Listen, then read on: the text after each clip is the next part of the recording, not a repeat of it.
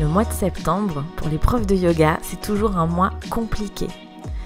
Il y a tous ces appels téléphoniques, toutes ces demandes auxquelles il faut répondre. Et puis il y a aussi tous ces cours découvertes, toutes ces nouvelles têtes qui arrivent dans notre salle de yoga qu'il faut gérer. Le mois de septembre, c'est donc souvent un moment entre euphorie et stress. Dans cet épisode de Bref de tapis, je te fais profiter de mon expérience de prof de yoga et je te donne 5 erreurs à éviter à la rentrée quand on est prof de yoga. Tu trouveras donc un épisode ciblé pour les profs de yoga et un épisode de saison autour de la rentrée. Je te souhaite une belle écoute. Bienvenue dans Bref de tapis, le podcast de l'alchimie des corps. Ce podcast est pour ceux qui pratiquent le yoga à la maison ou en studio et qui souhaitent progresser sans se blesser, que vous soyez débutant ou non. Je m'appelle Marion et j'enseigne le yoga à Albi, dans mon studio et également en ligne. Je vous partage dans ce podcast des réflexions sur l'aspect postural du yoga, des astuces pour pratiquer à la maison en sécurité, des exercices d'autocorrection dans les postures de yoga et des anecdotes un peu plus personnelles. Allons-y! Si vous aimez ce podcast, abonnez-vous pour ne rien manquer des prochains épisodes. Vous pouvez également noter l'émission, mettre des étoiles, mettre des cœurs, laisser un avis sur Apple Podcast pour m'aider à faire connaître Bref de tapis.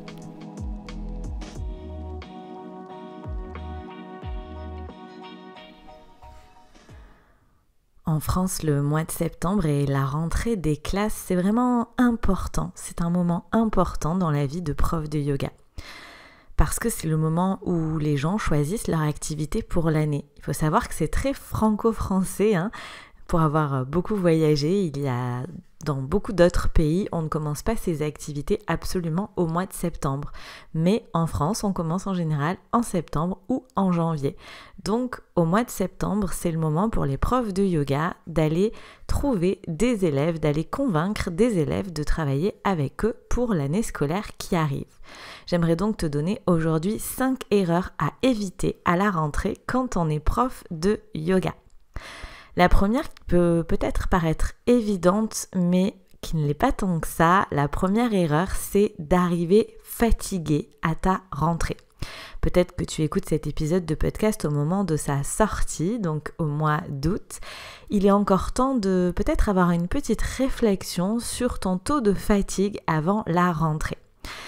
Pour moi, arriver fatigué au mois de septembre, soit parce qu'on n'a pas pris vraiment le temps de se reposer pendant les vacances, soit parce qu'on n'a pas vraiment déconnecté pendant les vacances, pour moi c'est une vraie erreur.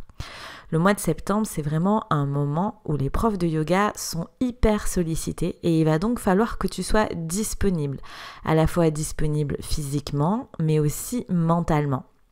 Il va falloir que tu sois disponible pour répondre aux questions de tes élèves ou de tes futurs élèves, mais aussi pour écouter leurs potentiels problèmes, pour pouvoir les conseiller dans leurs activités de l'année, peut-être dans un style de yoga qui va leur convenir.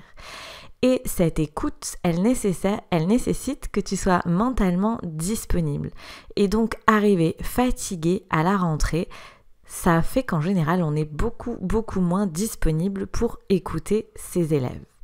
Donc la première erreur à faire, c'est d'arriver fatigué parce que souvent, la journée, on répond au téléphone, on répond à nos mails et puis le soir, on commence à donner des cours. Et donc si on arrive le soir sur les rotules parce qu'on était déjà fatigué et qu'on a épuisé notre quota d'énergie dans la journée en expliquant, en essayant de convaincre nos élèves de venir faire des cours de yoga avec nous, eh bien on peut être sûr qu'on fait un cours de yoga assez moyen ou en tout cas on est beaucoup moins disponible physiquement et mentalement. Tout ça pour te dire que je pense qu'il est vraiment important d'avoir complètement déconnecté quelque temps avant la rentrée. Ça peut être juste 2 jours, ça peut être 1 semaine ou 2 semaines, mais d'avoir vraiment pris le temps de se reposer parce que arriver fatigué à la rentrée, c'est contre-productif pour toi et pour tes élèves. J'aimerais te partager une petite anecdote que je trouve assez intéressante. Quand j'étais en fac, j'habitais dans une station balnéaire et donc l'été, je travaillais et j'ai fait plein de boulots saisonniers différents. Et j'ai notamment travaillé dans une boulangerie, donc avec des horaires assez larges et puis on commence tôt le matin ou bien on finit tard le soir, on fait des grosses journées. Et dans cette boulangerie, on avait 1 jour de congé par semaine, on travaillait 6 jours sur 7. Et ma patronne de l'époque disait quelque chose qui, je pense, est intéressant de retenir. Elle disait, le jour de congé par semaine, il est nécessaire pour garder le sourire. Et je pense que c'est vraiment ça, c'est une phrase, un conseil que j'ai gardé pendant très longtemps dans ma tête, parce que oui, quand on est prof de yoga, il y a un aspect commercial, qu'on l'aime ou qu'on ne l'aime pas, et être souriant, être de bonne humeur, être à l'écoute de nos élèves, ça fait partie de notre boulot. Et être reposé, soit en prenant des jours de congé, comme disait mon ancienne patronne, 1 jour de congé par semaine pour le sourire, soit en prenant vraiment des vrais congés pendant les vacances d'été. C'est nécessaire pour justement être à l'écoute, pour être au service de ses élèves. Donc j'espère que cette petite anecdote te trottera dans la tête les jours où tu hésiteras à déconnecter ou à prendre des jours de congé. Mais rappelle-toi que se reposer, c'est vraiment pour la productivité de tes cours de yoga, c'est pour garder le sourire, c'est vraiment pour le confort de tes élèves et le tien avant tout. La deuxième erreur que je vois quand on est prof de yoga et qu'on peut faire à la rentrée, c'est de ne pas prévoir beaucoup de temps entre ses cours. Souvent, pour rentabiliser les salles ou les locations de salles, souvent on n'a pas beaucoup de temps entre les cours. Des fois, j'ai même vu des plannings où il y avait 5 minutes entre chaque cours. Alors je vois pas trop comment on peut finir un cours à l'heure, ranger une salle, faire sortir les élèves, en faire rentrer d'autres en 5 minutes, mais peut-être qu'il y en a qui y arrivent. Moi, je n'y arrive pas. Mais en tout cas, je pense que c'est vraiment une erreur que de ne pas laisser assez de temps dans les intercours. Alors c'est sûr, quand on met un intercours long, on a plus de mal à rentabiliser les horaires où les élèves sont disponibles pour prendre des cours de yoga, donc notamment entre 17h et 21h. Mais je pense que c'est vraiment important de prévoir des intercours relativement longs. Alors moi, personnellement, j'ai 30 minutes d'intercours et je peux te dire qu'au mois de septembre, 30 minutes d'intercours, ça ne suffit pas. Alors j'ai 30 minutes d'intercours toute l'année, mais au mois de septembre, c'est vraiment limite. Et donc, si je te partage ça, c'est pour t'inviter, si tu as la possibilité, de réfléchir à ton temps entre tes cours. Pour moi, c'est une erreur de ne prévoir que 5 minutes entre ces cours parce que ces intercours sont des moments précieux pour te permettre de discuter avec tes élèves entre tes cours. Et c'est ça qui te permettra de faire connaissance avec eux, c'est ça qui te permettra d'être à l'écoute, justement, si tu n'es pas fatigué, CF le point numéro 1, d'être à l'écoute des besoins de tes élèves et de développer une relation de confiance avec tes élèves. Donc cet intercours, ce n'est jamais du temps perdu, c'est des moments d'échange pour aussi expliquer le système de fonctionnement de ton studio de yoga ou de l'association dans laquelle tu travailles. Et ces intercours, plus ils sont longs et plus tu es disponible, plus tu as du temps pour tes élèves, plus ce sera efficace d'un point de vue commercial. J'entends, plus tu vas prendre le temps de discuter avec tes élèves, plus tu as de chances pour qu'ils s'inscrivent, pour qu'ils apprennent à te connaître, pour qu'ils voient l'intérêt de faire du yoga, particulièrement avec toi, pour l'année qui arrive.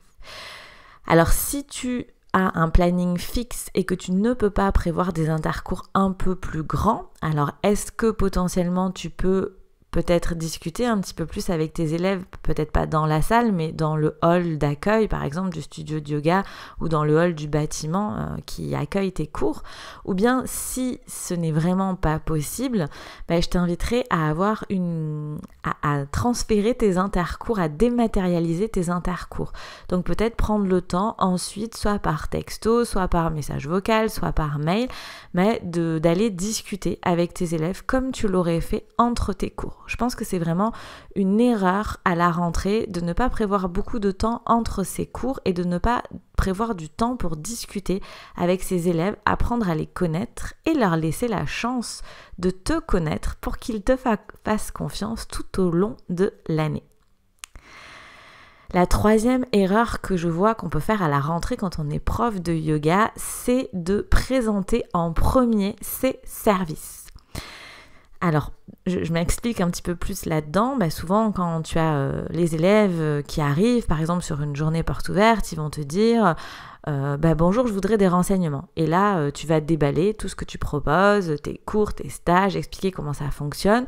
Et ça, je pense que ce n'est pas une bonne idée. Je pense que c'est important de d'abord proposer à tes élèves de formuler leurs besoins. D'abord d'écouter les besoins de tes élèves pour ensuite arriver à les conseiller correctement. Donc typiquement, si quelqu'un arrive à ta journée porte ouverte et qu'il te demande des renseignements, peut-être que ça vaut le coup de lui retourner la question et de lui dire qu'est-ce qui vous a fait envie dans le yoga? Pourquoi vous êtes là aujourd'hui? Est-ce que vous avez une idée de ce qui vous fait envie et de pourquoi vous avez envie de faire du yoga? Ou quelle problématique vous avez en ce moment que vous pensez que le yoga peut potentiellement résoudre?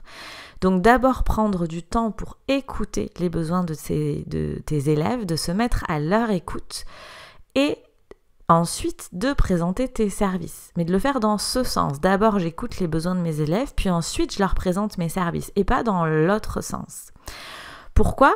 Tout simplement parce que déjà je trouve que c'est une démarche, l'élève est en demande, c'est lui qui vient te voir pour avoir des cours de yoga, donc il a sûrement une demande et il faut d'abord écouter cette demande avant d'envisager de pouvoir y répondre.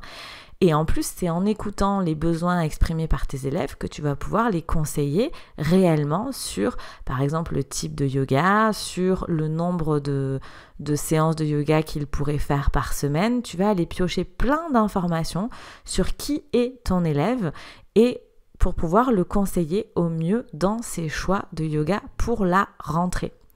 Ça, je pense que c'est vraiment quelque chose qui est important et qu'on ne pense pas toujours à faire parce qu'on se dit les gens ils veulent des renseignements, donc je leur déballe tout ce que je propose. Et surtout si comme moi tu proposes plein d'activités différentes, si tu as plein de styles de yoga, différents horaires, des stages, du yoga en ligne, du yoga en présentiel, au final l'élève il s'y perd un petit peu et il a besoin de tes conseils, de savoir parmi la gamme de produits que tu proposes, qu'est-ce qui pourrait être intéressant pour lui. Et donc c'est à toi d'aller le conseiller là-dedans, et pour le conseiller, il faut que tu aies écouté ses besoins. La quatrième erreur que je vois souvent quand on est prof de yoga à la rentrée, c'est de surcharger ses cours.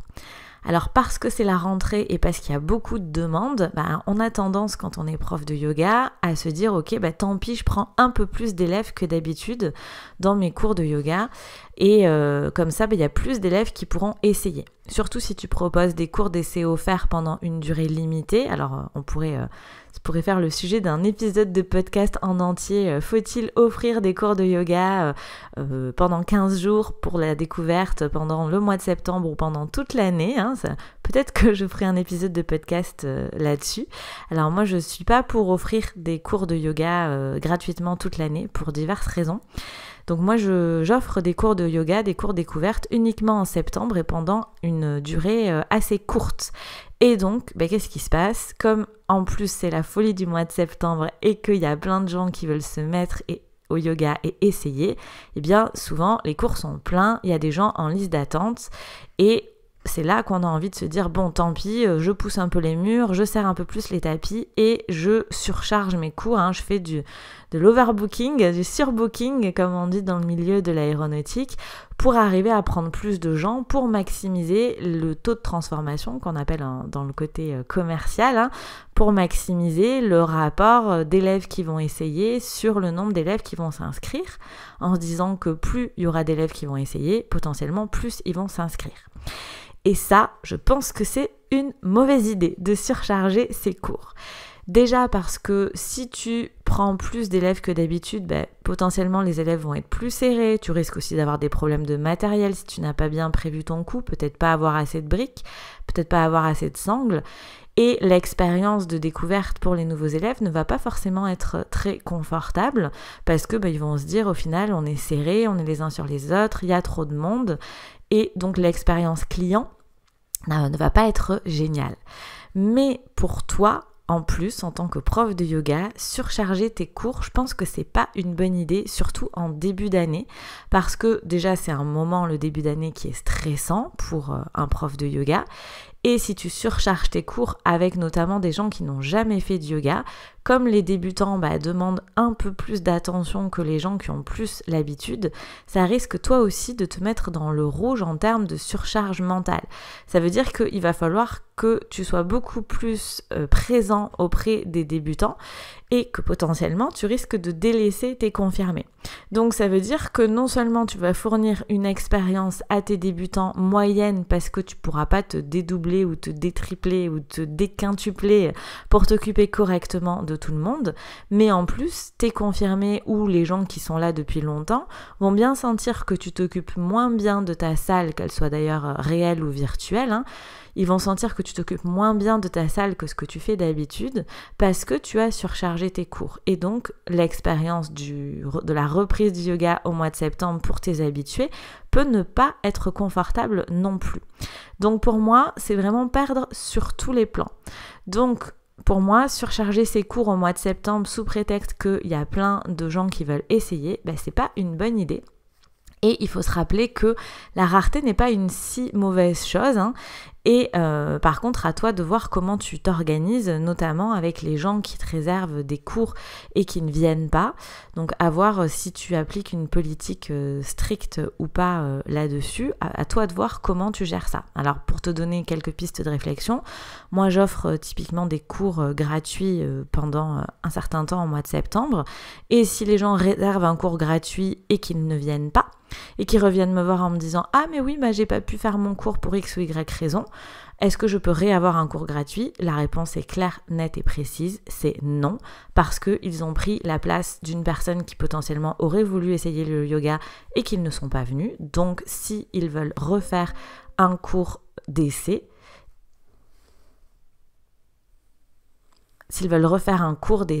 eh bien il faudra payer. C'est comme ça que ça fonctionne. Donc, ne pas surcharger tes cours à la fois pour ton confort mental, mais aussi pour le confort et l'expérience, pour que l'expérience que tu proposes à tes nouveaux élèves ou à tes anciens élèves, elle soit vraiment réussie.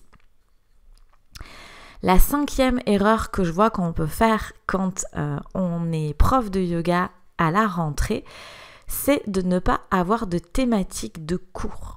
De se dire, ok, c'est la rentrée, je vais faire une reprise tranquille, je vais m'appuyer sur les bases de ce que je fais d'habitude et au final, tu ne sais pas exactement où tu vas. Ça, je pense que c'est pas une bonne idée, c'est vraiment une erreur à éviter de faire au mois de septembre. Pour moi, quand on fait un cours de qualité, quand on fait un cours percutant en yoga, c'est qu'on sait exactement où on va dans son cours. Et donc le mois de septembre, ça reste un moment stressant pour les profs de yoga. Et parce qu'il y a il y a le cours certes à gérer, mais il y a tous les à côté que je t'ai également cités dans cet épisode de podcast. Et c'est pas le moment de compter sur sa créativité, de compter sur sa jolie inspiration du moment. Pour moi, c'est important au mois de septembre d'avoir bien préparé tes cours, d'avoir bien défini des thématiques de cours, d'avoir choisi des choses simples, mais que les gens peuvent vraiment ressentir dans leur corps, dans leur mental, peu importe le type de yoga que tu enseignes, mais de savoir exactement où tu vas dans tes cours. Pour moi, c'est important pour ton confort mental parce que du coup, tu vas monter sur ton tapis de prof de yoga en sachant exactement ce que tu vas faire, alors tout en restant à l'écoute des besoins de ta salle, peut-être en proposant différentes versions de posture pour arriver à gérer les différences de niveau. D'ailleurs, je te renvoie à l'épisode de Bref de tapis qui s'appelle « Comment gérer les différences de niveau ». Peut-être que ça pourra t'inspirer pour arriver à mieux gérer les différences de niveau de tes élèves au mois de septembre, parce qu'en général, ces différences sont très très grandes. Mais c'est aussi d'avoir une thématique de cours, c'est confortable pour toi dans ta tête, mais c'est aussi confortable pour tes élèves parce qu'ils vont comprendre qu'il y a un objectif, qu'il y a une direction derrière ta séance et donc ils seront sûrement beaucoup plus en confiance et beaucoup plus convaincus du fait que le yoga peut les aider ou pas. Ça dépend bien sûr de la thématique que tu auras choisie. Mais si tu précises que cette thématique, c'est la thématique du cours d'aujourd'hui et que tes thématiques changent régulièrement, l'élève qui a relativement bien accroché avec le yoga mais qui n'a pas forcément bien accroché avec ta thématique, parce que ça lui parlait pas particulièrement, ça arrive, c'est pas grave, il va se dire ok, je pourrais recommencer la semaine prochaine ou dans un mois parce que la thématique sera différente et j'ai quand même bien accroché avec cette prof, avec ce yoga et j'aime bien l'idée des thématiques. Moi, sache vraiment que depuis que je mets des thématiques dans mes cours, le taux de fréquentation de mes cours a énormément augmenté et il se maintient même dans des périodes un peu difficiles pour les profs de yoga, comme par exemple le mois de juin où il y a beaucoup d'apéros, de spectacles de fin d'année, de choses comme ça, où les élèves sont pas forcément trop disponibles pour faire du yoga. Et bien, grâce au fait d'avoir des thématiques construites avec une logique d'enseignement bien particulière, ça fait que le taux de fréquentation de la salle, de mes cours, se maintient très haut, même au mois de juin. Donc c'est important d'avoir une thématique de cours et qu'elle soit bien choisie en fonction du public que tu vas avoir en face au mois de septembre et que tu saches bien gérer les différences de niveau entre tes élèves. Donc, en conclusion de cet épisode de podcast, les 5 erreurs à éviter quand on est prof de yoga, les 5 erreurs à éviter au mois de septembre, c'est d'arriver fatigué, ne pas arriver fatigué. Première erreur, arriver fatigué. La deuxième erreur, c'est de ne pas prévoir beaucoup de temps entre ses cours, de prévoir des intercours qui sont trop courts. La troisième erreur, c'est de présenter ses services en premier, de présenter ses cours, ses stages de yoga en premier, au lieu de d'abord écouter les besoins que les élèves peuvent exprimer. La quatrième erreur à éviter, c'est de surcharger ses cours, de prendre plus d'élèves que ce qu'on fait habituellement. Ça peut même valoir le coup d'en prendre un peu moins si tu veux te sentir plus à l'aise dans ton enseignement pour proposer une expérience de qualité à tes élèves qui soient nouveaux ou anciens. Et la 5e erreur à éviter, c'est de ne pas avoir une thématique de cours.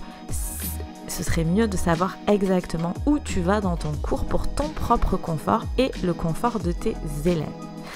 Dans cet épisode de podcast, je t'aurais donc donné 5 erreurs à éviter au mois de septembre quand on est prof de yoga, avec des pistes de réflexion à pousser derrière ça.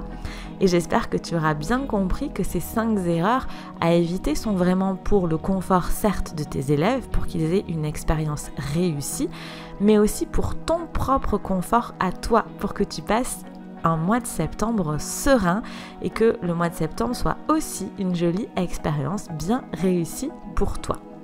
Sache que tout au long du mois de septembre, je te donnerai sur Bref de Tapis, le podcast, et sur ma chaîne YouTube des conseils pour les profs de yoga à la rentrée. Donc n'hésite pas à t'abonner à Bref de Tapis si ce n'est pas fait, ou à ma chaîne YouTube si ce n'est pas fait. L'alchimie des corps sur YouTube, tu retrouveras tous les liens dans les notes de l'épisode, sous l'épisode.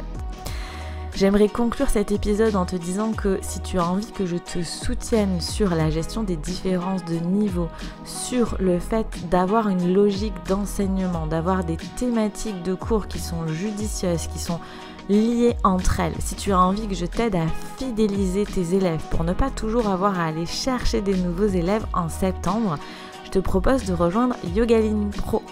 Yogaline Pro, c'est ma formation pour les profs de yoga. C'est une formation qui est en ligne et que tu peux commencer à n'importe quel moment en toute autonomie. Il y a 40 heures de vidéos préenregistrées et on se retrouve pendant 10 heures sur Zoom pour mettre en application tout ce que tu auras appris sur les vidéos préenregistrées. Tu peux t'inscrire quand tu veux, rejoindre Yogaline Pro quand tu veux. Et pour voir exactement les thématiques qu'on aborde dans Yogaline Pro, je t'invite à suivre le lien dans les notes de l'épisode où tu verras la description des modules. Tu verras comment tout ça c'est fichu et si ça peut t'aider à passer une rentrée sereine. Personnellement, j'en suis convaincue puisque dans Yogaline Pro, je te donne tous les conseils que j'ai développés personnellement depuis tout le temps que j'enseigne le yoga et je peux te dire que j'ai passé un sacré paquet de mois de septembre en panique en faisant typiquement les erreurs que je t'ai citées ici. Si tu as donc envie de profiter de mon expérience pour ne pas à ton tour faire ces erreurs et pour apprendre à gérer les différences de niveau, apprendre à gérer les blessures de tes élèves, avoir des logiques d'enseignement, ne plus être perdu dans les différentes possibilités d'alignement postural, c'est Yogaline Pro qu'il te faut. Je te rappelle que tu peux vraiment t'inscrire à Yogaline Pro quand tu veux. Tu peux payer en 1 fois, en 3 fois ou en 6 fois si tu as besoin de facilité de paiement. Je te laisse donc les liens dans les notes de l'épisode pour peut-être regarder Yogaline Pro et te lancer pour passer une rentrée sereine. Je te dis merci pour ton écoute et je te dis à la semaine prochaine pour une nouvelle vidéo sur YouTube et à dans 15 jours pour un nouvel épisode de podcast. Merci pour ton écoute.